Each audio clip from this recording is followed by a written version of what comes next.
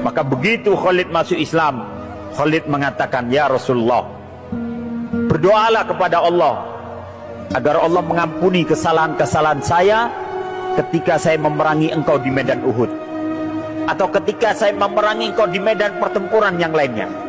Mohon ampunkan saya, kata Khalid. Dan sebagai gantinya, sebagai tebusannya, semua perhiasan yang dipakai oleh Khalid dilepas. Karena ketika itu masyarakat jahiliyah, Pak, mereka juga pakai emas, Pak, gelang, kalung dan sebagainya. Dilepas, diserahkan, saya infakkan kepada kaum muslimin. Begitu pula pedangnya, dia hendak serahkan kepada Nabi. Kata Nabi, jangan kalau yang ini. Engkau dulu memerangi kami dengan pedang ini, sekarang pedang ini yang akan memerangi orang-orang kafir itu dengan pedang ini. Anta Saifullah al-Maslul, engkau adalah pedang Allah yang senantiasa terhunus. Itulah Khalid bin Walid. Karir Khalid bin Walid sebagai panglima dalam Islam itu dimulai ketika terjadi perang Mu'tah. Jadi selama dia sudah masuk Islam, dia ikut beberapa pertempuran, tapi dia prajurit biasa, Pak. Begitu dalam pertempuran Mu'tah, pertama kalinya kaum muslimin harus menghadapi Romawi. Ketika Nabi mengirim utusan untuk melakukan perjanjian damai dengan orang-orang Romawi, ternyata mereka membunuh utusan tersebut. Kata Nabi, tidak ada sebuah kejahatan yang paling besar kecuali membunuh seorang utusan yang membawa perjanjian damai. Romawi menginginkan pertempuran dari kita. Pepatah Arab mengatakan, asadul yaum khairun bin ghodambil abad. Menjadi singa sehari itu jauh lebih mulia ketimbang menjadi kambing sepanjang masa. Kita akan hadapi Romawi, kata Nabi. Maka Nabi mengumpulkan 3.000 pasukan. Terkumpul itu pasukan. Sementara Romawi berhasil mengumpulkan 200.000 pasukan.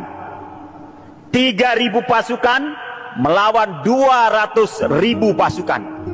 Berarti satu orang muslim harus menghadapi 66 orang Romawi. Apakah ini cuma kekuatan fisik belaka? Tidak. Demi Allah yang telah mengangkat langit tanpa tiang, itu adalah kekuatan akidah. Awalnya Nabi yang akan memimpin langsung pertempuran ini, tapi sahabat melarang, jangan ya Rasulullah, Mu'tah itu terlalu jauh, dia berada di wilayah Romawi, sementara kami membutuhkan Anda di sini. Akhirnya Nabi berpesan, pasukan ini akan dipimpin oleh anak angkatku, Zaid bin Harisah. Kalau Zaid gugur, dia akan digantikan oleh sepupuku, Ja'far bin Abi Thalib. Kalau Ja'far gugur, pasukan ini akan dipimpin oleh sahabatku, Abdullah bin Rawaha. Khalid pasukan biasa. Berangkatlah pasukan ini menuju medan Mu'tah. Dalam pertempuran hari pertama, Zaid bin Harisah gugur. Bendera yang berwarna hitam itu dikibar-kibarkan oleh dia, tapi tancapan panah terlalu banyak. Akhirnya Zaid pun gugur menemui syahidnya, dan bendera itu hampir jatuh, diambil oleh Ja'far bin Abi Thalib. Dia kibar-kibarkan kembali untuk menunjukkan bahwa panglimanya masih ada. Dikibar-kibarkan sehingga kemudian sebilah pedang menebas tangan kanan Ja'far bin Abi Thalib. Dia pegang bendera itu dengan tangan kirinya. Dia kibar-kibarkan kembali, sebilah pedang menebas tangan kirinya. Dia apit dengan sisa tangan yang ada. Bendera itu dia tetap pertahankan agar tidak jatuh. Karena dalam hukum pertempuran, ketika bendera yang pegang oleh panglimanya jatuh, dianggap kalah. Maka itu dipertahankan.